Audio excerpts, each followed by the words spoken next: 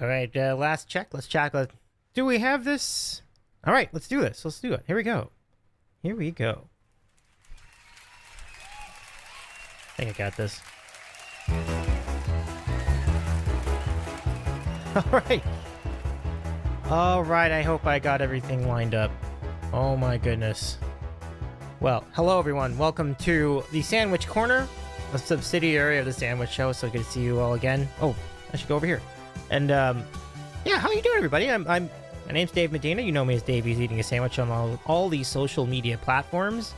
And tonight, we are here on YouTube and also on your podcast player of choice to talk about the college football, the football weekend that was, and the Ryder Cup. And so tonight, we'll be joined by just John. Andy is on assignment, doing the thing at work and everything else, but he says he could pop in, so which is cool. So we're ready to take him in, if he does want to parachute in at some point later in the program. So, but in the meanwhile, we're gonna get into all the results from this past weekend, and then we'll preview what's coming up too. So, really good week in sports, good week in college football, some good games, good week in the NFL, some good games, and surprising amount of juice at the Ryder Cup, where the U.S. had a big rally on Sunday, which came up short, but pretty good stuff. So let's go ahead and introduce our guest of the evening, and of course he's our good friend. We've known him for a long time.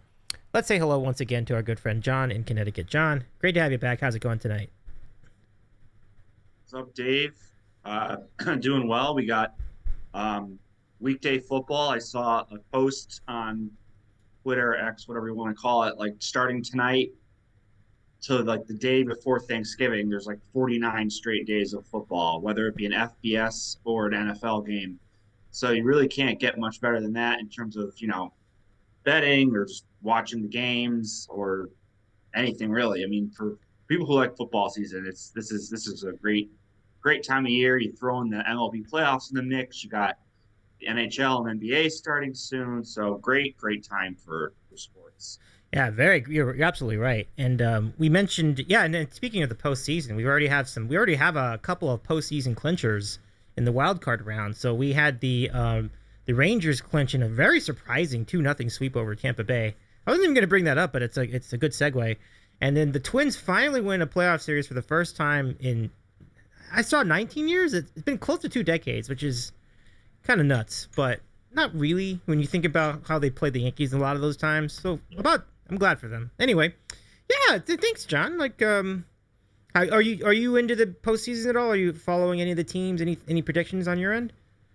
Yeah, no predictions. I'm like a postseason fan only, I guess you could call me, at baseball. I don't really follow it through the regular season, so I'm not going to give you any predictions. I have been watching some of the games, like, because they're on during the afternoon, which is nice. So Yeah. It was pretty cool to see the Twins finally break their streak and win a playoff series. And does kind of suck for the Rays. Like, they had like a 98 win season and like 2 games. It's like, oh, you're gone. But hey, that's the postseason. It's just like, it's just like a team going, 13-3 in the NFL and you lose in the first round. Yeah. Hey, that's how it goes. So. Yeah, it's a very disappointing elimination. The Rays really were good. I don't think the Texas Rangers are that good. I just think they had a nice series, but the pitching was so much better on Tampa Bay. So we're gonna see how that carries over. Maybe they get hot at the right time. That's just like the Phillies last year out of nowhere. They made the World Series, so who knows? Yeah, definitely. So the big teams are on a bye. So it's funny that the baseball now has byes too. Like it's funny that baseball has byes, but so the top team, the teams that win the division have byes. They'll play next week, or maybe not even next week. Maybe even this weekend they'll play. So it's about a week off, but not a complete week. Pretty good. Phillies are scoreless in their game. Brewers are up 2-1, trying to fight off elimination themselves in Milwaukee. So we'll see. Let's talk about last week's action. So yeah, we're gonna spend just a little bit of time on football tonight, and then because we want to spend a good amount of time on the Ryder Cup and all the juice there, and the European continued dominance on their home on their turf. We'll get into that in a little bit, but first let's get to college football. Last weekend's action, pretty good. First of all, big round of applause to Andy and yourself for calling the Utah game. Like, we saw that coming. Not only the under, but like just the idea of Oregon State winning. Like they very much did, and honestly, Utah just never seemed like they were in it. But aside from that, I mean, it's a really good weekend. John, I'll give it to you for the recap. Yeah, we did call that on the Friday night games. Oregon State coming off a loss, Utah still struggling on offense without Cam Rising. Like I don't even know if he's going to play the rest of the year. I think they're past the point now where like he could take a red shirt. I think and play again next season. I don't know the whole eligibility regarding that, but I know you have to play a minimum of like 4 games. That's why you see a lot of guys they play their 4 games and then they transfer in the middle of the season. That's what the portal's done these days. But you could see that happening. And yeah, Utah. I mean, their defense is great. They only gave up what like 20 points. I mean, usually in this day and age of college football, that's good enough to win. But Oregon State had some explosive plays and won. So that we nailed that one. As for that was pretty much the only notable weekday game. I mean, there was other action going on. The Jacksonville State Sam Houston game was crazy last week. It was like 28-7 in the fourth quarter. I believe Sam Houston was winning, and somehow Jacksonville State came back and won. So we're going to get used to seeing these Conference USA teams as we have 2 games tonight in action. I don't know if you have any wagers going on, Dave, with any of these 2 games. I don't, but Okay. definitely. But I did think there was kind of some juice there. I did think that there's some angles. There's a little bit of juice. Yeah, For sure. yeah. Well, there'll be Tuesdays and Wednesdays for now until Thanksgiving. Well, first it's USA and then action obviously next month. But, yeah. Back to the recap. So I didn't see the USC Colorado game. I was just kind of following the score. So maybe you can kind of give us a better analysis, or did you? I hate to say it, but I wasn't able to see it. It was early. But I was also out of town, so I knew it was gonna be tough. But it was a really exciting finish, and I saw that Colorado gave it everything in the fourth quarter. Yeah, really impressive effort. Yeah, I mean, you knew they were going to kind of bounce back after that Oregon debacle, and just the way the USC defense plays. I mean, you knew Sanders was going to hit some explosive plays and have some success. And yeah, USC won, but like it's just another example to me of like why USC is not going to win the national championship. They can't with that defense. I just don't see it happening. I don't know if you agree, Dave. If you think Caleb Williams can kind of cover everything. No, I agree. Yeah. No, I agree. Okay. No, absolutely. I mean, it's fun for now, but like they got to play some tough teams in the Pac-12 as we've seen. I mean, they could easily take a couple losses here, and that'll knock them out of contention. So, kind of the same old thing with Lincoln Riley, and his defense just can't get it done. Let's see here. Clemson had a really good effort. I was kind of disappointed in this game. I picked Syracuse, and they laid a complete egg. So nice job from Clemson after the kind of disappointing, almost like a choke really against Florida State, which we talked about. They should have won, and they get the win there and bounce back. Michigan just destroys Nebraska. Michigan, Jim Harbaugh comes back to the sidelines, and their offense gets a boost. We'll see what happens. I mean, the Big Ten is really just like 3 teams. We talked about it before the season: Michigan, Ohio State, Penn State. So really, nothing matters in the Big Ten until we see those 3 teams play each other. It's interesting they have the divisions this year, so there's some team that's going to win the West Division again, which is such horseshit. Like the West Division is bad again. Made even worse by the fact that Cade McNamara just is out for the year for Iowa, so they don't even have a quarterback again. So Iowa unders are if they weren't back before, they're officially back now. Yep. Yeah, so that I don't know who's going to win that division, but yeah, Michigan, Ohio State, Penn State. That's the 3 teams that to only care about in the Big Ten. Kansas and Texas was kind of I wouldn't say it was disappointing because I don't think anyone really thought Kansas was going to win, but I think a lot of people thought their offense was going to do better, and Texas's defense was really, really impressive. Only giving up 14 points to that pretty potent Kansas offense. Now, granted, they did have the backup. Daniels ended up not playing, but still, I mean, their backup has proven to be pretty capable. So Texas holding them to only 14 points was really impressive. And that sets up the game of the week this week, Texas and Oklahoma. I'm sure we'll get into that in a little bit. Oklahoma had an easy win over Iowa State by 30 points. So I kind of thought maybe each team might have had a little bit of a look ahead scenario, but they each took care of business. So good Hmm. job out of them. The crazy comeback of the day was Baylor against UCF. I mean, what an unbelievable game this was. Like UCF was winning 35-7 Yep. in the second half, and Baylor came back to win 36-35. There was like a fumble return touchdown. It just everything that went wrong, could have gone wrong, went wrong for UCF. So tough way for them to start their Big 12 um, tenure with two losses. We'll see if they can uh, get off the schneid against Kansas this upcoming week. But yeah, that was a tough way for them to Yeah. go down. Um, Georgia barely gets by Auburn. Auburn very tough on at home. Um, really without much of an offense either. So Right. Georgia's just kind of hanging around, like just kind of barely beating these teams. They're clearly not the same team as they were last year or the last couple of years. And it makes sense. I mean, they basically lost their so many defensive players to the NFL. And frankly, Carson Beck is not quite as good as Stetson Bennett right now. He might be in the future, but right now he's just not there. So this is kind of how Georgia's going to have to win these games. But hey, they get the win. They stay up there in the polls, and it's they're going to move on to the next week. But we'll see if this comes back to haunt them. With if they're playing with fire like this every week, it's just not gonna work out for them by the end of the year. The other SEC game that was pretty high profile was LSU and Ole Miss. LSU cannot stop anybody on defense. I mean, this was just a complete shootout.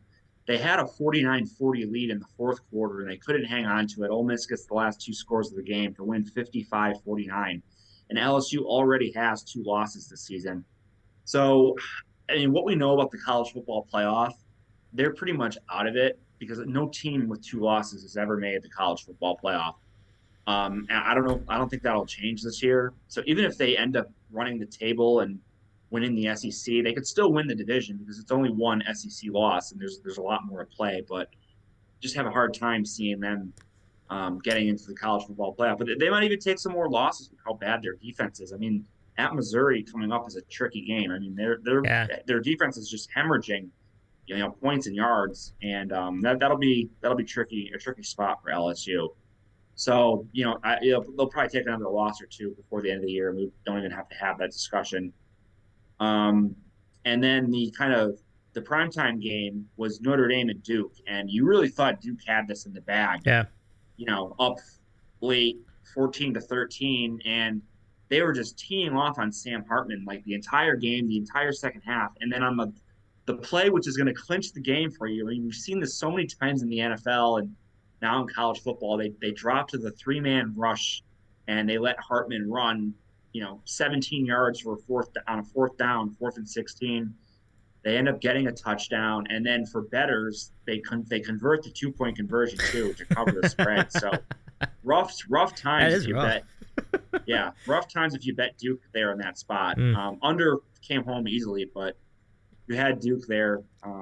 Condolences. I stayed away from the spread on that one, but yeah, that was rough. But hey, Notre Dame. I mean, their defense continues to play extremely well, and they pulled that one out of the bag. So they're kind of hanging around here with the one loss. I mean, they're going to be the biggest Ohio State fan going forward because the more Ohio State wins, obviously that's going to help. That's going to help their resume even more. Um, so that's what the Irish want the rest of the season. So yeah, those are kind of all the big games of the week. I don't know if you had any thoughts, Dave, or any other games you wanted to discuss, but those are kind of the um like the high level games that kind of everybody was Yeah. focusing on. Oh, absolutely. I think, I mean, you had all the notes. Like, it was really, I couldn't add a whole lot to that, but I did see that comeback I did see that comeback in the UCF game. That was just Yeah, bananas. Oh my yeah, goodness. Wow. Baylor just roaring back. And, people, I was just thinking about, what would the perspective of someone who had UCF in that game? I think the spread was 11 or was it 8? I forgot what it was. well, I think it was 11 like earlier in the week, and then it went down to 8. So there Okay. must have been some movement with injuries or whatnot. But Plumlee is still out too, so Yeah. which kind of made it maybe why that's why the line went down. But still, to even have them like in a money line parlay, you're sitting there counting it's like 35-7, like Yeah. in the late in the third quarter, and just pretty bad collapse there by UCF. But hey, they're not playing Tulsa anymore. Like I Yep. know Baylor's not a great team, but it's still the Big 12. It's still a step up in competition for them, so they'll Yeah. have to get used to that. Oh, absolutely, absolutely. It was wild, that's for sure. And you're right about LSU too. Like that's a bad prediction because I predicted them to make the playoff, and I don't think that's Yeah, happening. I think I did too. Oh I mean, we man. were all in on LSU Oh before the year. I man. mean, they're clearly talented on offense. I Yeah. mean, Jaden Daniels and those receivers they have, and they can put up points on anybody. But no one thought their defense would be this bad. I mean, it is brutal. If you look at Yeah. the advanced metrics, like they're in the hundreds in almost every single category. They can't stop the run. They can't stop the pass. They're bad in the red zone. Like they're not good at anything. So I don't know what they can do to fix it. And it's not like they have bad players either. So this seems like a coaching thing to me. I think that's very fair. Like we kind of felt the same way about Oklahoma for years during the Lincoln Riley era, and now you see the same thing at USC. It's like it's kind of not a coincidence. It's not a coincidence. You know? Yeah, absolutely. Yeah, absolutely. So, nothing more to add as far as this last week's action. Really great stuff, though, John. Thank you very much for your recap. Let's look ahead. Here's what we got this weekend. Some good ones, as you mentioned at the very top of this. We have I'm sorry, that's right. We have Kansas State, Oklahoma State, which is actually a pretty big game. Actually, this is a big game for both teams. Kansas State coming off a bye. I think it's a really good show me game for both programs. So that'll be a good one on ESPN. Definitely check. Even though they're both unranked, I think both teams can make noise in the Big 12 the rest of the season. So I'm really looking forward to that one on Friday evening. On Saturday, we kick off with two biggies. I mean, the Red River game, Oklahoma versus Texas. Number 12 Oklahoma, number 3 Texas. Dallas Cotton Bowl. That old stadium still got it for this game. I mean, it's always been a good game. And I'm very excited about this one. That spread is really tricky, 6.5. I mean, I couldn't tell you which way to lean on that because Texas definitely looked really good against Kansas. But at the same time, this is a great big rivalry. You just never know. Over under 59.5 for that same game. I like the over, but maybe it's a trap. I don't know. But it does look like the over would make a lot of sense because that number seems to be down from what it usually is. So I feel like the over would have a real shot. So next game, number 23 LSU versus number 21 Missouri. Huge game for both teams. As you mentioned, John, like LSU needs this one to stay alive for any kind of serious bowl contention. And for Missouri, I think they want this game to build off of the win they had recently. I forget who it was against, but it was a few weeks ago. Well, it was Kansas State. They had like that 60-yard field goal. Yes. Time expired. Yes, that was it. Yeah, that was the one. So it's a big matchup. I mean, there was one point where Eli Drinkwitz was on the verge of getting fired. So to go from that to beating LSU would be a huge win for Missouri. So this is a huge game on ESPN at noon. Get those YouTube 4 screens or whatever multiple screens if you have that option. 3:30. There's no real reason to put this here, but number 11 Alabama versus Texas A&M. I mean, it has often been a good game. I mean, you're talking about two disappointing programs right now. Like, just at least their seasons are disappointing. Like, this is certainly going to be a great showcase of two teams that really wish they were better than they were. That's at 3:30 on CBS. Number 20 Kentucky versus number 1 Georgia. 7 o'clock on ESPN. I mean, this is probably the biggest game of the week because Kentucky's been off to an undefeated start. They are looking very, very good. Their defense has looked pretty good. Georgia, on the other hand, has been lackluster in every possible way, particularly on offense. I'm very curious to see if they're going to continue to be struggling in this game or will they finally have a dominant victory here against the Wildcats. I mean, this is a really tough call. And I got to go look at the line for this, John. If you have it, feel free to share. But I can't imagine it's more than 10. I have to think it's like Kentucky and Georgia. I think I saw minus 14.5 for Georgia. Oh, 14. Oh my goodness. Okay. We're going to talk about that in a minute. Number 10 Notre Dame will play number 25 Louisville at 7:30 on ABC. But even though that's technically the bigger game for the ABC family, the ESPN family and networks purposes, it does seem to me that the Kentucky Georgia game's a bigger game.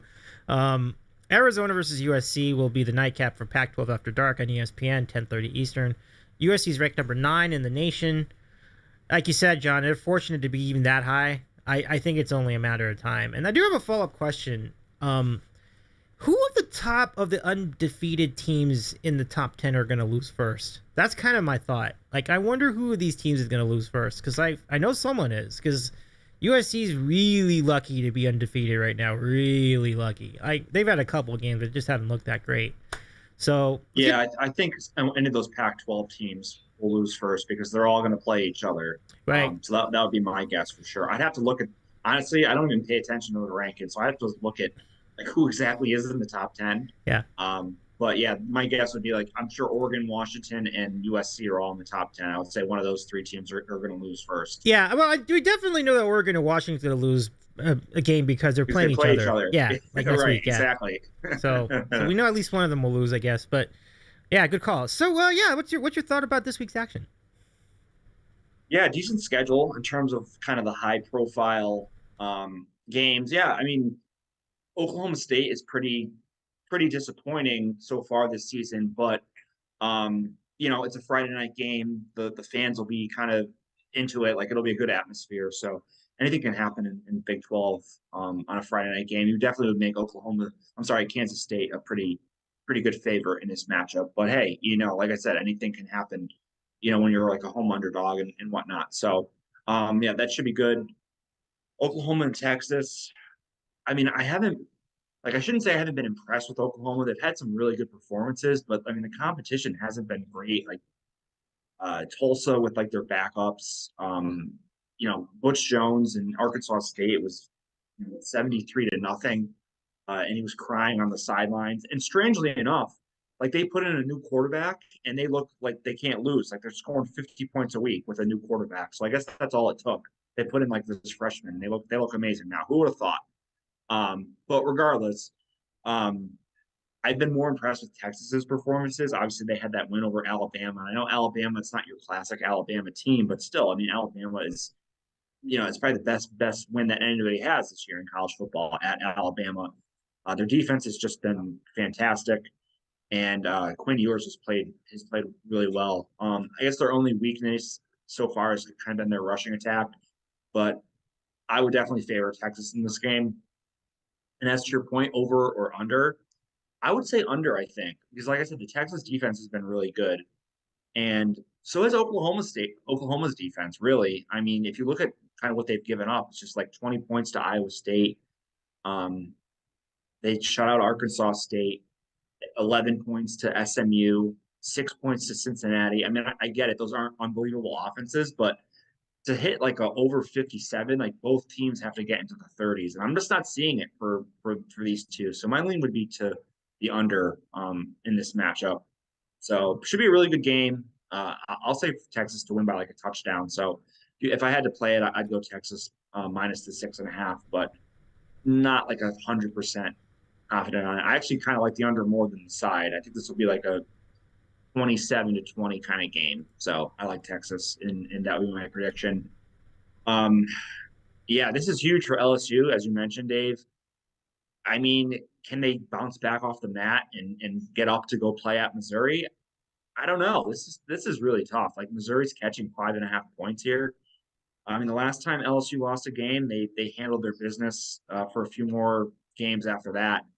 After they lost to Florida State, they were on a winning streak until this last game. But some of those games were close calls too. So, and Missouri is definitely talented. I mean, they have Brady Cook, who's had an okay season, and they have some explosive players. I mean, Luther Burden's one of the better receivers in the country that probably no one really doesn't know about outside of like the SEC country. So this will be a tough game. Like if I have to choose, like I'm going to take the home dog getting points because if LSU's up, 13 points or 12 points late in the game, like that defense, the back door is going to be pretty wide open. So give me until otherwise, like bet the over on LSU games, and I'll take the points with Missouri in this game. And then you got those two other SEC games. I have no idea what to do with Kentucky and Georgia. I'm just going to try to get some more data on Georgia. Maybe they're just kind of like going through the motions because the opponents haven't been that great. Like, I don't know. We'll see what they Yeah, do here you would figure they're going to give a better effort at home at night, like between the hedges. Like, come on, like this is a game where they should show absolutely. up and give their best effort. I mean, I know Kentucky, just had a really good win over Florida, but they really hadn't shown much of anything. Their schedule was a joke before that, so we didn't know what kind of team they are. I mean, it was a really good performance last week, but we still need to see more from them going forward. So this will be a good test for both teams. But I think Georgia is, they're going to win this game. It's just a matter of, are they going to be dominant? Oh yeah. And that I can't answer. The Alabama A&M game. This is an interesting one. I see the spread is Alabama -1.5. So that's like your trap line of all trap lines right there. Like they're just kind of begging you to take Alabama. Yeah. Um, A&M, their new offense with Petrino has been impressive. You have to say, uh, he's done what they brought him in to do. They even lost Connor Wegman, and they still have performed pretty well with Max Johnson. So you got to think about this one. Like I think everyone might be jumping on Bama, but it might be an A&M play here with the home dog. I mean, they almost beat them last year, and they were just a shell of what they are this year. And you would say Bama's kind of regressed a little bit too. So this is an interesting game. And for to get another loss in the SEC, that would be pretty brutal for really either team at this point. I mean, the SEC West is really wide open between these two teams and LSU and Ole Miss. I think those are like the four teams that are in contention here to win the division. So it's going to be a nice race as we go down the stretch. Notre Dame, like, just put them in the ACC. Like, they're playing an ACC team every week at this point. Like, Yeah. I mean, I know they're in there in basketball, so it's bullshit. Like, you could get this exemption. They have to play like so many ACC teams in football. Whatever. Louisville, I mean, they played well this year under Brom, their new coach. If you watched the NC State game last week, it wasn't pretty, but they got the job done. Jack Plummer threw one of the worst interceptions I've ever seen down by the red zone, but they ended up winning 13-10. I think Notre Dame is probably just a little too physical right now on the lines for Louisville, and they're kind of still, building that out with the new coach. I mean, they have some good skill players, but I think Notre Dame is probably the bet here. Even again, like they play these close kind of emotional games every week, but it's only -6. I think Notre Dame can win this by a touchdown, so I'd probably put them for this play. And then the final game you have there on the list, I mean, see USC giving over 3 touchdowns, you take the points. Like, I mean, what else are you going to do in this spot? Like, um, you know, Arizona offense is good enough to put enough points to hang around. Absolutely, and they did against Washington last week too. Yes, and that was with their backup quarterback too. Yeah. So you got to see if Jaden Delores playing. But their backup seemed okay. So yeah, you take the points here with Arizona getting 21. Let me see if there's any other games this week I wanted to mention. You hit all the good ones, but let me see if there's any like under the radar games.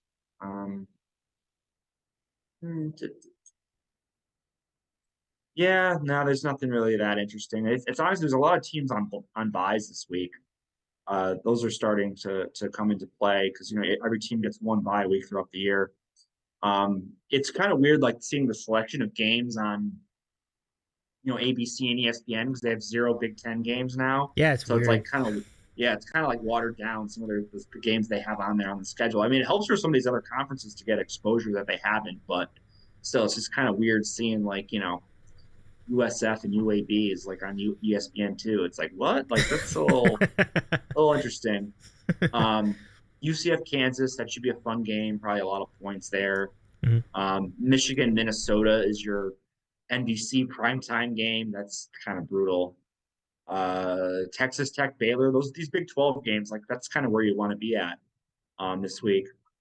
Oh, how did we forget to mention this? I'm glad I've looked through the schedule. The Fox primetime game. Have you seen what it is, Dave? Wait, hold on. I got it. Let me go look this up. Okay. What do we got here? Is it our boys from I? Our boys from I? Wait, hold on. Oh, I'm on the wrong week. Okay, let me jump over. I need to see this. Yeah, I don't know if I don't want to see Iowa in prime time all year. Please. They were in prime time this year. Remember against I know. I'm saying I don't want to see them again in prime time. Yeah. Oh, look at this. It's our boys from Fresno State. Let's No, go. Fresno and Wyoming, great Mountain West Conference matchup.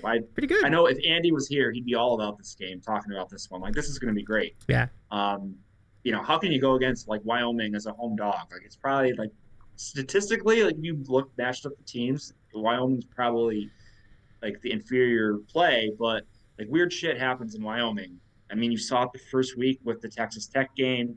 They blocked the punt, or sorry, blocked the field goal against App State a couple of weeks ago. It's just weird things happen when you go to play there. And yeah, I think it's great. The Mountain West gets a primetime game on Fox. Like that's tremendous. So I am all about that matchup. So Yeah. I'll tell you. yeah, I Yeah. think that's pretty much it in terms of like obviously there's a full schedule of games, but like there's nothing other than the ones we mentioned that I wanna highlight. No, I love it. I love it. I mean, big time props to Fox for having the balls to like put USC Colorado as their big noon game for a lot of reasons, the time zone differences and everything else. That Yeah, was a big score for them. What a good game that was. yeah, it seems like it. I mean, they were billing it in the commercials as the game of the year, which is a little much. No, Like okay, clearly it no, was not the it game. was It was not. far from the game of the year. So let's pipe down on that. But um, Colorado brings eyeballs to the TV. So I mean, they're not. I can't blame them for making that choice. And I Yeah. did see that the Fresno Wyoming game. It was kind of a they do like the 6 day holds on the TV broadcast. So it was between that and TCU Iowa State for the Fox matchup. And instead, they sent that game to FS2, which is really interesting. I bet those fans aren't too happy about that. They could have been on Fox, but hey, Oh you know wow. what? TCU don't lose at home to West Virginia, and maybe you'd be on Fox this week. So It's interesting they're FS2 to get a primetime game at all. That's funny. That's yeah, I funny. mean, usually it's like like dirt bike racing and Yeah. in South America or something on FS2. Like you don't Yep. get like college football in there, but hey, Hey, that like you said, they had their chances. Like they had their chances. So that's college in a nutshell. Let's go move ahead to hopefully a brief NFL recap because I mean, there was a lot of juice in the NFL to be fair, but I just want to make sure we have time for the golf stuff. Adventures of Smiles, great to see you tonight. By the way, in our chat, welcome in. Um, so let's go look at last week's action in NFL. I mean, I'll have to unpack. So John, I'll give it to you for the recap. yeah, another interesting week in the NFL. We started with the Packers laying a huge egg on Thursday night to the Lions last week. That was very disappointing as a Green Bay fan, but it's kind of what you have to expect. Like there's going to be ups and downs with like a really young team and a young quarterback, but it really wasn't Jordan Love's fault or doing that they got into such a hole. I mean, their offensive line couldn't block anybody, their defense couldn't stop anything, and for some reason, like they get Aaron Jones back, but Coach LaFleur like insists on calling like 12 straight pass plays to start the game, and before you know it, they're down like 20-0. So that was rough, but they're still 2-2. Better times are ahead, and they'll move on to play the Raiders this week. So we'll see if they can get back on the winning train again. Um, on moving to Sunday, you had the London game early in the morning. You didn't miss it. You didn't miss much. You could easily gone back to bed if you woke up early and put this on for a few minutes because Desmond Ritter is just like really not an NFL quality quarterback at this point. The Falcons are just wasting lots of talent on their team and on their offense with this guy in there. He's just not very good. Dave, did you catch any of the Toy Story I broadcast? missed it, but That's it looked interesting, didn't it? Like I saw some yes, screen it caps. did look interesting. Mm-hmm. Like I don't, I find it. I'd like to know the technology of how they like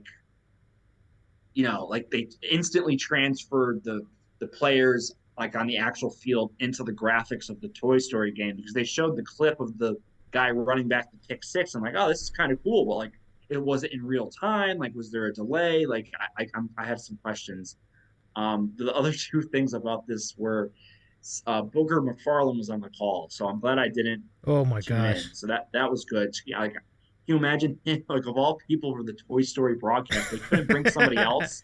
They had to bring in this guy. Oh no. And then someone had a post that I shouldn't laugh at, but it really did make me laugh. They were like, "Oh, what would they do in the Toy Story game if it was like the Damar Hamlin game?" Like I was just like, "Oh my goodness!" Like you can kind of laugh at it because he's fine now, but that was just crazy. Someone to say that, but um, yeah, interesting to get. I mean, I saw like parents of their kids were loving it, so it was definitely interesting. I don't know. We'll see if that gets any traction for future games. The big game of the early window was Buffalo just dominating Miami, and I think we called it on the show last week, Dave, that Buffalo was going to have a big game because how can you Yeah. not like okay, Miami put 70 points on Denver. Who cares? Like Denver is just a horrible, horrible team, and they're just kind of overvalued after that, and Buffalo just waxed them pretty good. So Miami's certainly going to be a contender, but that was a little humble pie for them. That game at Buffalo. Speaking of Denver, they did get a win over the Bears in the shit bowl of the year, 31-28.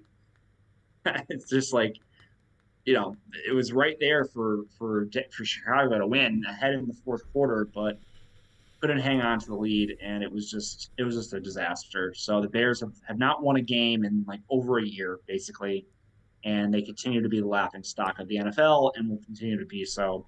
And we get them playing tomorrow night on Thursday Night Football. What's more better than that? Um, I mean, what a what a brutal Thursday night game. Yeah. Tune into something else tomorrow night for sure. Um, let's see here. The team who had very low expectations coming into the year that is playing great football at the moment are the Texans. They just crushed the Steelers 30-6. I got burned so I hard had in high that. hopes for the Steelers in this game because I saw the injury report and the Yeah. Texans had no offensive linemen. Like they were starting like all their backup offensive linemen. And you think if there's one game where the Steelers like pass rush with Watt and all those guys could basically win the game for them, it would be this one. And they just looked awful. That was a bad performance.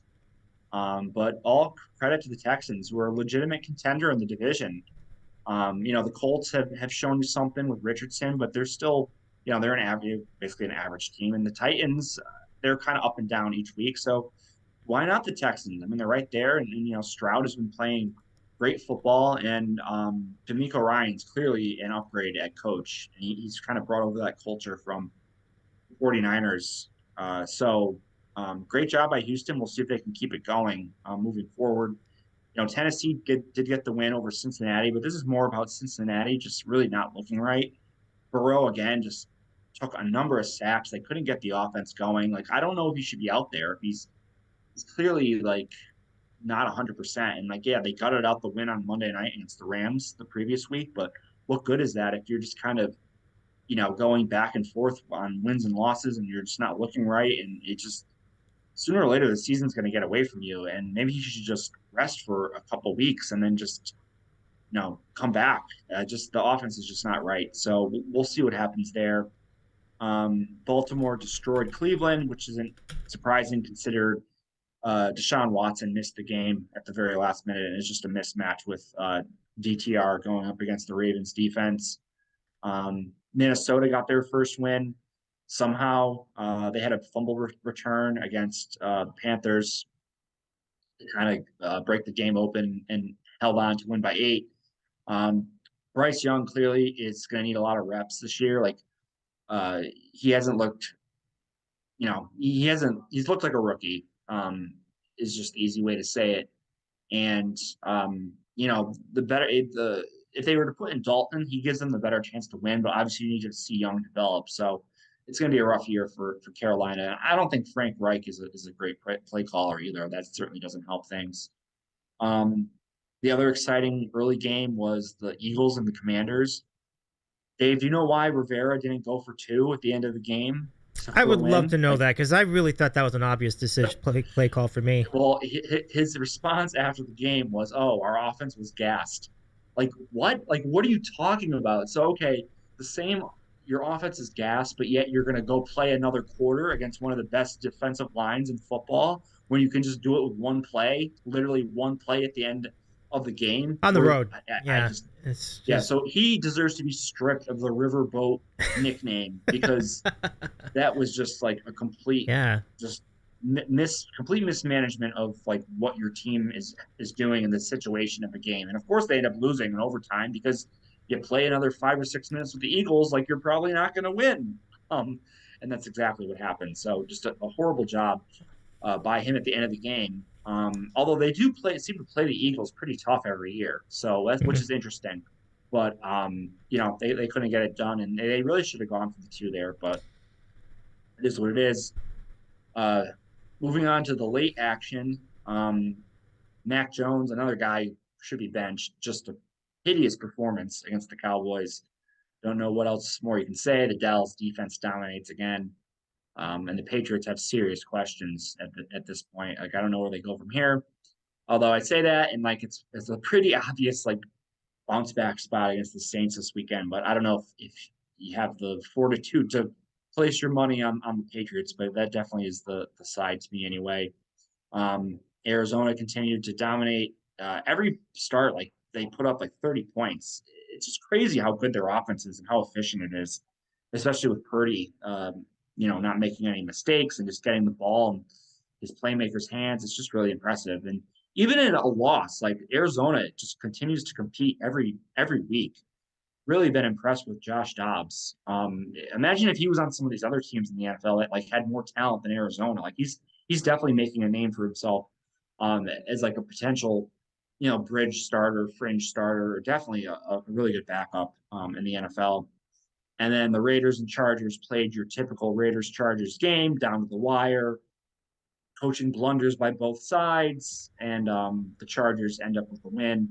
Aiden O'Connell started for the Raiders because Jimmy G was out with a concussion, but he played okay, but the Chargers didn't charger enough at the end, and they win. And then the Sunday night game, I mean, what more can you say about Zach Wilson played really well. I have to say it. And I don't know, like that was like the worst game I've seen from Mahomes in a long time. I don't know if it was the Jets defense, if it was just the kind of the receivers, or they're still kind of gelling with the new receivers, or maybe he was distracted by Taylor Swift in the skybox. But just he was just throwing the ball after they got that 17-0 lead. They were just throwing the ball up left and right, and they couldn't really do anything after that. And they hang on to the win. The officials definitely played a role at the end of the game. I mean, wouldn't you have liked to have seen Wilson get the ball back with the chance to go down the field and Absolutely. win? Like, and that flag on the interception, like the 3rd and 20, was garbage. So, we'll say if Wilson can play like that going forward, I mean, the Jets have a chance with how good their defense is. But again, is it going to be a consistent thing? I mean, they certainly have the right opponent for it this week in the Broncos, who have the worst defense in the NFL. But we'll see if they're back to the typical like 10-point a game Jets, or if they can actually do something. And then finally, Monday night, man, the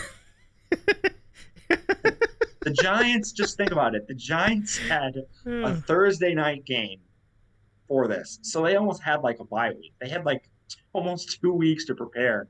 And they come out with that shit sandwich on Monday Night Football. That was just 11. I think the Seahawks had 11 sacks. Like it was so bad. I mean, last year's looking more and more like a fluke for the Giants. And we knew the schedule would be tougher for them, but no one expected this kind of performance out of them. And I guess kudos to Seattle for taking advantage of it. But man, that was rough. So it's getting close to a tough.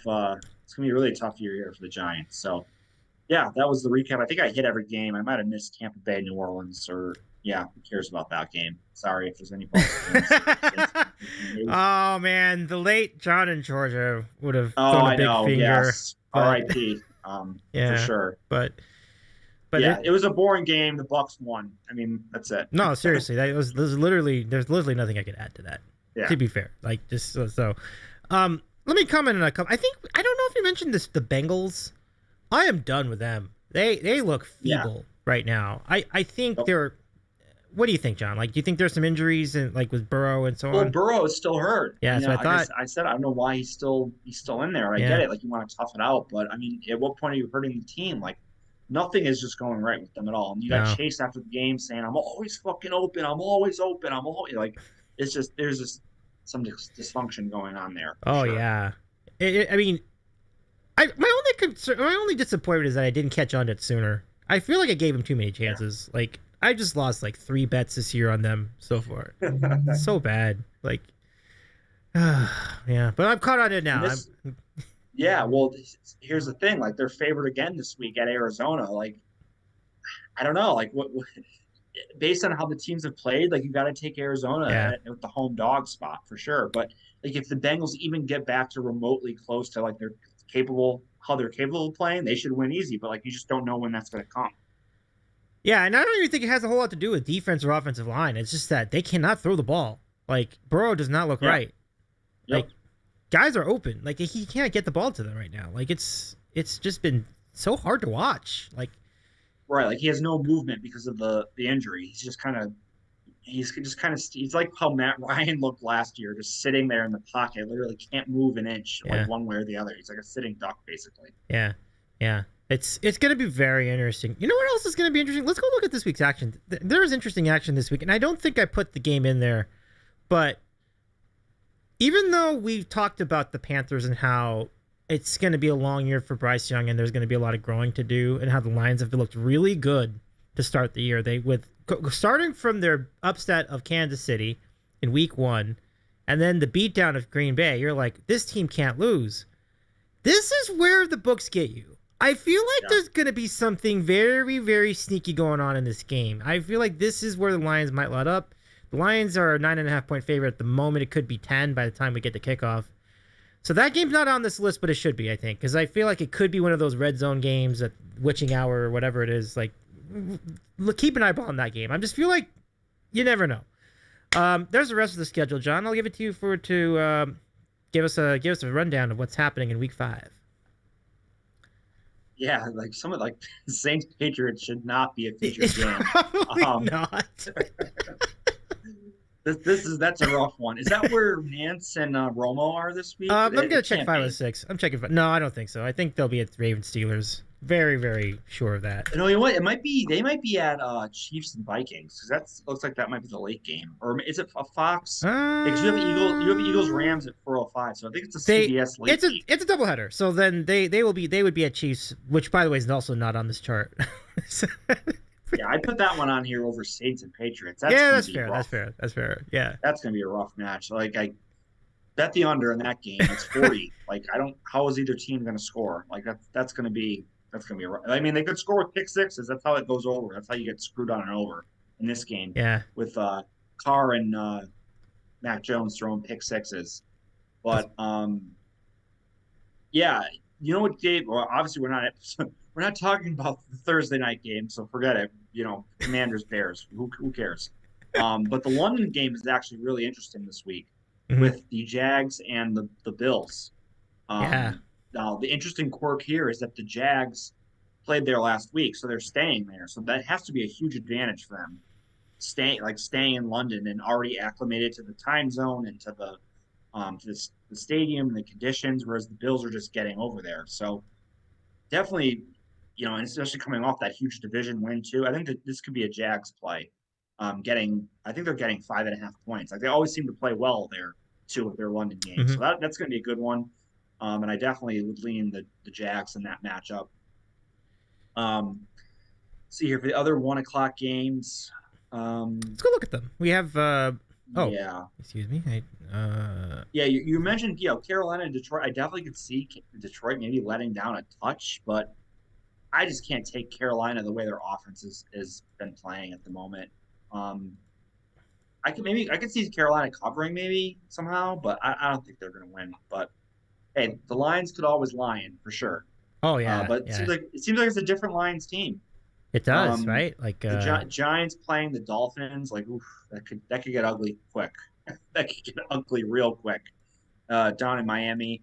And then a sneaky game is the Texans and the Falcons, as we talked about before. The Texans continue their success that they've had so far this year. Desmond Ritter has never lost a home game as a high school, college, or professional quarterback so far. So that streak is on the line. It's obviously going to end at some point. Is it this week? I don't know. We'll see. The one thing that the Texans do have going for them in this matchup is the Falcons did not take the bye after playing in London. So now they're coming back from London, and you factor in that jet lag with all the preparation. Like I could see this being the Texans being a popular pick here for sure. The way that they've been playing. I think that's all I want to mention for the early games. I mean, you got Titans Colts, a divisional game. I think it's Hmm. a coin flip. Oh yeah, and then your Ravens Steelers as well. You got to figure that the Steelers are going to bring their A game I for thought the this one. same. Yeah. I want to just mention before we keep going, like there are three trends that really work for Pittsburgh here: home team getting points, divisional team getting points, and Tomlin as an underdog. I mean, Yeah, there's a lot going that lends into that. Well, hopefully that pans out. yeah, like Tomlin as a home dog, like in a division game, like coming off an embarrassing performance, like and especially against the Ravens, like they're going to bring it here. Um, the Ravens might win, but it could be like a 14-13 game. Like this is going to be like a slugfest for Absolutely. sure. Yeah. All their games seem to be like that. I did see that Pickett is probably going to play. Am I accurate on that, or I, is it going to be Trubisky? I haven't checked on that yet. I'll have to go. Okay, I'll let you. yeah, okay. Yeah. I think I saw that Pickett was in line to play. But honestly, like, what's the difference between the two at this point? Like, there's really not much. I mean, I feel like Mitch maybe can move a little bit better, but I think they're pretty similar. So yeah, that's probably definitely a Steelers play. And then the late window, we mentioned the Bengals at the Cardinals. Who knows what to do there? I mean, the way the teams have performed so far this year, you got to go Arizona, I think. Um, Denver and the Jets. Who knows what you're going to get out of Zach Wilson this week? Again, if it's the Zach Wilson we just saw, then yeah, I'll take the Jets for sure. But I mean, who can project that? Like it's just a complete unknown. I might just stay away from that game. Um, That's such a Eagles and matchup. Rams. It's such a Yeah, what a matchup. game! What a game! And yeah, Eagles Rams is gonna be Yeah, that'll be a good dynamite. one. Yeah. Stafford has played well this year. I think sitting out last year really helped him, like kind of heal because he looks good. He looks good this year. And the Eagles they've been vulnerable. I mean, they're definitely going to win each game on the line of scrimmage, which is probably why they'll end up winning this game by the end of it, just because they're so much better on both lines than the Rams. But the Rams will put up a good fight here, definitely. And then the Chiefs and Vikings. I feel like Minnesota is a team that they play nothing but one score games. So my lean here would be to take the Vikings with points in like kind of a high scoring game. And again, the Chiefs maybe win by 3 or 4 points. Wow. You Um, think that highly of Minnesota? That is I interesting. don't think they're a good team. I just Hmm. think they just hang around and play close games every week. Like Okay. that's what they did. That's what they did last year. That's what Yep. they've done so far this year. I mean, I don't see any other Hmm. scenario for them. Like they don't really get blown out one way or the other. Um, and then the game of the week is the Sunday night game. Definitely. Dallas and San Fran rematch of the playoff game last year, or the last 2 years, really. San Fran has eliminated them. The San Fran offense has just been playing so well, going up against that Dallas defense. That's the really one of the best in the league. I mean, granted, they've beaten up on the Giants and Patriots offenses, but they did struggle in that one game against Arizona. So this will be another kind of litmus test to see where they are as a defense. And honestly, I don't know where to go with this game. I think the spread is right. Like San Fran's favored by like 3.5. So it's like the home team basically giving the points. I don't know. This is a good one to watch for sure. That's a I great. don't really have a great feel on this one. And then Monday, Packers are in Vegas, so it'll be a Green Bay home game. I Yeah. wish I was there. Unfortunately, my trip fortunately my trip was last month, but I should have planned it out better to be there for this weekend. But Packers are getting healthier. I mean, they should win the game. I mean, I don't know. I mean, they're giving a field goal. I like them in the spot, but we'll see. But yeah, Hmm. my lean would be Packers to get the win. Their offensive linemen should be coming back. If they can't move the ball and score on this Raiders defense, and there's problems. So Yep. I like the Packers. So yeah, interesting week of action always. You have some buys starting this week, so that'll go for a little bit. But yeah, other than to like tomorrow night is just rough. So other than that, like everything else this Yeah. weekend is good. Yeah, absolutely right. And I mean, you love everything about the Cowboys 49ers matchup, even down to uniforms. Like everything about it is just such a great rivalry. Like it's a great historical rivalry. And both teams are playing great right now, and both defenses have been looked really good. Actually, I think Niner defense is pretty good too. So like it's gonna be a good one. Like you said, it'll probably be more of a rock fight, I think, than one might expect from this matchup. But it shall be a very good game. I'm looking forward. I agree, and I think it's continued this year. Like prime time unders. Like if you go back, like almost every single game in prime time this year has gone under. I'm trying to think of. I know the Eagles Vikings game went over that Thursday night game, but I can't remember any other game like being high scoring That's a great, in a primetime game. So that's just the way it's gone for these primetime matchups. Man, I should have just taken the under in that Giant game. That was easy money. Oh, I know. Just totally. There was like huge steam on the over too. Oh, both the Seattle defense isn't great. Like Daniel Jones is gonna, shred their deep. Like they were awful. They were awful. Like it's bad. Get to 30. It's so bad. 24-3. Yeah. Like, even like Drew Lock even got in the game and was doing something. They had that one. It was like a dump off pass to the tight end, and they took it 50 yards down the sideline. MetLife Stadium has been a rough place to watch football. I mean, granted, the game on Sunday was good, but I mean, other than that, it just is not.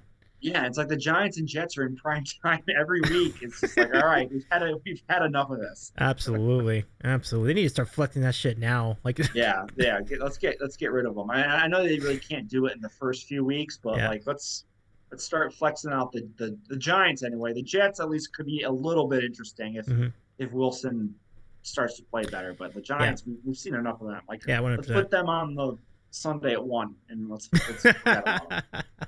No, I love it. Let me see. I mean, underdogs seem to be the plays for a lot of these games. I mean, the Steelers are a public dog, though, so that's the only thing I'm worried about with that game. I don't like that, but don't like it. But that's the play based on the book, as you said. Like the trends, just the spot itself. Like that's the pick. Yeah, I'm with you on the Vikings. It's just that one of those things where it's like you throw it up there and it's like you don't necessarily expect it to hit, but I really do think that makes sense because, let me tell you something, John. The only time I saw the Chiefs offense look really like fully and competently good the entire game was against the Bears. I think this is more about the Bears than the Chiefs. Right, and they're not even a professional team at this point, so we can't even count that.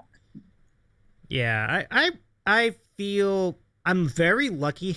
I'm very lucky. I picked the Chiefs for the Survivor pool this week.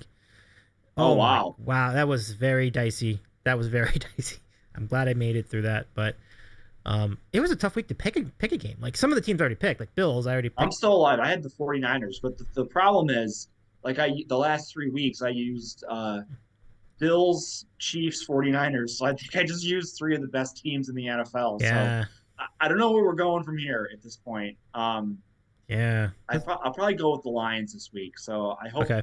I hope your prediction doesn't come true. Right. No, I understand. Because I want to stay alive. I mean, they can win by like 3. That's fine. Yeah. Well, it's funny. I've already picked the Bills and the 49ers and the Chiefs, so I'm in a similar predicament. Yep. What do I do? I mean, the Giants. So the Dolphins against the Giants and the Lions against the Panthers would be the obvious choices this week. I think I would go with the Dolphins. But I'm worried about the letdown scenario. Well, but they're bouncing back. Well, coming off the loss. Right? Coming off a bad loss. Yeah. Yeah. Okay. I'm probably gonna go with the Dolphins. Seems like the way to go. Yeah. I mean, nothing more to add from my end. I think this is really great. The Texans have been off to a great start. I mean, give them a lot of credit. I'm kind of curious as to whether they're gonna have a slip somewhere in there. Yeah. Never before has Texans-Falcons been a riveting game, but I think this could be the week. This is going to be a fun one. Definitely is intriguing. Yeah, I'll be into that one. And like I said, I think the Sunday morning game is interesting too. Yeah. The Jags and Bills. So yeah. Yeah. I dig it. All right, let's get right to the Ryder Cup. So that's it for NFL. And Ryder Cup, I can't say a lot about it. I was not like Andy. I did not get up at 3 a.m. to watch the coverage. So I didn't either. So I honestly don't know if I can really add a ton. Okay. I watched like when it was reasonable for me to watch. Okay. So for what we have assembled, for what we were able to see, it looked like a lot of juice. I mean, it still wound up being a pretty convincing win for it, like just from reading it. For Europe, but there was a lot of moxie from Team USA on the final round, so give them a good credit in that regard. But I think the bigger stories were behind the scenes. It just seems like you had all this dissension. You had guys like quitting. You had guys like um, um it was really wild, especially on the USA side. Like there's just a lot of stories between the rounds, John. So feel free to comment on the weekend that was. Yeah, I mean, Europe won it on the first day, really, because they got Yeah. off to that huge lead, and the U.S. was just trailing, just in comeback mode from day one, and they couldn't do it. I mean, it was you knew they would get closer, but it was just too insurmountable at that point. They set up the course just to play to the strengths of the European players. Like it's not your typical like American, bomb and gouge, like just hit it as far as you can and then figure out what happens after that. Like there's penalties for missing the fairways. Um, and it played to Europe's strengths. There's some really bad course management scenarios. I don't know like how much I guess prep or practice the U.S. got or how they viewed going after some of those holes. Um, and to add to that fact, like the U.S. team, the majority of the team hadn't played like in over a month, like competitive golf, where you had the Euros playing in tournaments on the European tour like right beforehand. So I think that definitely played a factor. I mean, people could say, "Oh, it's golf. Like you're not going to be rusty." Well, like it's just, you weren't even if you're practicing, like okay, but it's not like actual competition like you would be playing in a tournament. So I think that definitely played a role. And then yeah, there just seemed to be more cohesion, obviously, with the Euro team, and it always seems to be that way, especially when they play overseas. But even more so this year. I mean, Zach Johnson was just a complete clown as a captain. Some of these guys like just did nothing, like his some of his captain's picks, and they just didn't seem to have any sort of team mentality. And like he had the rumors about Patrick Cantlay with the hat situation, and then it was just a mess from the start. So honestly, I'm not surprised. Like we all thought the Euros were going to win, so I hope people made some cash off the overall event anyway. No, no doubt about it. I was actually really curious what the odds were going in. Like, was there heavy juice on the Euro side just to win No, they outright? were the slight underdog. Oh, interesting. Yeah, Y'all cleaned up. Wow.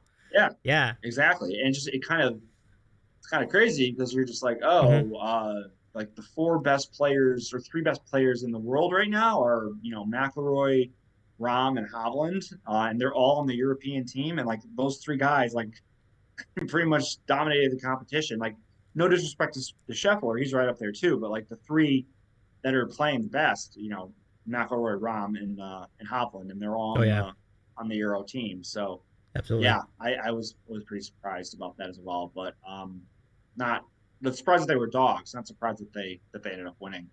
Yeah, I mean, I can't really add anything further to that. I mean, it was, as you know, it's a trend that's gone on a long time. Like the European team is so dominant when they play in their continent, and it's just more of the same. So maybe you could talk a little bit about the course, but honestly, I don't have much to say about that either. It looked nice. Like I don't really have anything to add. Yeah, it was a real nice course. I mean, Yeah, Mike probably would have had a better breakdown, and the next time he's on, we can go back oh yeah, to have some of the scenarios. But honestly, like I said, I didn't.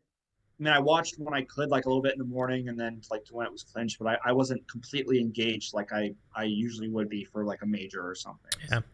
Yeah, and it's completely fair. Like with the time zone difference, that's a lot to ask. I mean, it's even a lot to ask to watch the London game. So to watch an entire tournament in Yeah, that it's definitely a lot going on there. I mean, we can get it together for the Open, right, in July, but there's nothing right. else on. But here, you got everything else on, so it's a different scenario. Yeah. All right. I think that's about it. I mean, anything else you want to bring up before we go? I mean, I do want to congratulate. Speaking of Hovland, I want to congratulate him for the FedEx Tour Championship. That was pretty sweet. Like that's, I know we've been talking about how he's due for a major. He's due for this. He's due for that. That was a nice win. So, I mean, props to him on Yeah, that I don't think too. we talked. Yeah, we didn't have like a recap or a discussion of the kind of end of the season. Hmm. Yeah, Hovland really came into his own by the end of the year, and he'll be on the short list to win majors next year. We had been talking about him for years now. Like he's got the game, he's got like the ball striking, the mentality. He just needs to get better with his short game, and he's really figured that out. And look at the player he's turned into. So very well deserved, and like he just dominated that tour championship, and winning the previous week too when he had that amazing comeback at the BMW. So Yep. certainly like Hovland is on a heater, and we'll see if he can bring it into next year. But the Masters is 6 months away, so we got a ways to go. We got some fall golf, and then we'll have all the fun stuff early next year with the all the usual tournaments. But yeah, that was some really impressive stuff by Hovland in the last few weeks of the season. Yeah, definitely, and it really sets him up great for the next season too. So that's really cool, and it's coming sooner than you think. I feel like we've got some fall events coming. We've got there's like 6 or 7 fall events between now and I think the last fall event is the week before Thanksgiving. So yeah, there's like 6 tournaments, but it's just it's good if you're a golf fan. You can just kind of put it on the background. That's what I do on Sundays. Like I have like two screens, so like I'm mainly focused on football, but then like I have, all right, here's another screen. I can just kind of keep my eye on some golf going on. But yeah, there's not too many big names playing, but hey, it's fun to kind of keep your eye on it. And then yeah, the real stuff will start again in January. Yeah, absolutely.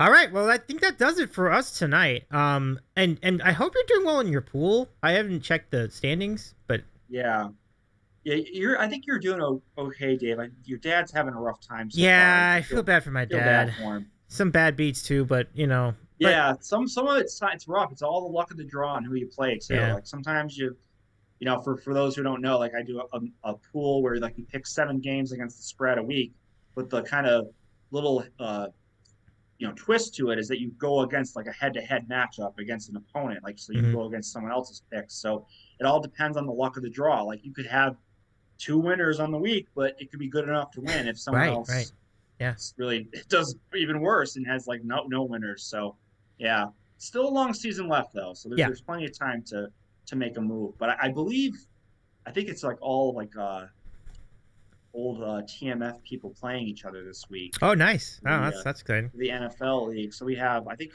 you might be playing. Let me just do a quick check. I feel oh, go ahead. I'm actually really curious. I think you might be playing. You're either playing Andy or Kevin. Let me see here. Junkie's in this? Yeah, I didn't know Junkie was in this one. Who? Wait, okay, or you mean? Oh, no. Floyd. Sorry. Yes. Sorry. Yeah. I said the link everything. Yep. You're playing him, and then Andy is playing Yachts. So yeah, we had some good action this week. Oh man, we got a good group this year. That's a good group. Yeah, I do. We really do. I love everyone's participation. It's a load of fun too. I love doing it. And it's a fun thing to keep yourself interested in the football season. Besides putting lots of bets in. So no, it's an efficient usage of my gambling exactly. acumen. So instead of putting that money on like whatever account, like just put that into the league, and you have at least 3 months of fun. So. I love it. I feel been doing really well in college too, but I'm just so getting the worst luck with the matchups. Me too. It's just I haven't had this bad a year in college in quite a while. So you need to turn it around, Dave. Half the season left. Oh yeah, absolutely. I mean, like I said, I don't think I've had a losing week yet in college. Yeah. Which is really good because I'm usually really bad at those picks. Like I'm very happy. I just need to stay with it. I just stay with it. I feel like it's stay with your process, and if you win like 4 or 5 a week, it's going to turn for you eventually. Yeah. Love it. Well, John, thank you again for doing this. It's a lot of fun to break this down, and best of luck. Best of luck with all the action you've got this weekend too. All right, sounds good, Dave. We'll see you maybe next week, maybe later in the month, but we'll catch up again. Yeah, for sure, absolutely. Take care, John. Yeah. All right, see you. See ya. Yeah, John. I mean, I'm hoping you're probably good for next week too. I think I'm just gonna double check with everybody. Never completely know with the baseball playoffs. Let me just catch up on Smiles' comment before we go. Who says what I would like to see start again from the 50s through 80s each year. NFL would play CFL teams against each other in exhibition games. NFL teams won most of them except for one team. I think Toronto beat a lot of NFL. It's an interesting idea for a series, yeah. I mean, they're barely playing preseason games to begin with these days. But if they wanted to sneak one in with the CFL, it seems like that would be fun. It would be a pretty marketable product. At any rate, thank you very much for tuning in, everybody. This has been the Sandwich Corner. If you enjoyed this podcast, please subscribe to us over on all your podcast services. And And also, we're on YouTube. You can find us at the Sandwich Show, our Sandwich Show channel. Davey's eating a sandwich. On Twitch tonight, if you're watching us live, we will be back with Golf with Your Friends in just a matter of minutes. And stay tuned as well for all sorts of fun things to come on our Twitch channel, twitch.tv/Davey's eating a sandwich for all the live things. And as mentioned, we should be back next week for another Tech Corner. We'll get into even more meat with the NFL schedule and college football. Lots more to come. Thanks for listening and thanks for watching, everybody. We'll see you next time.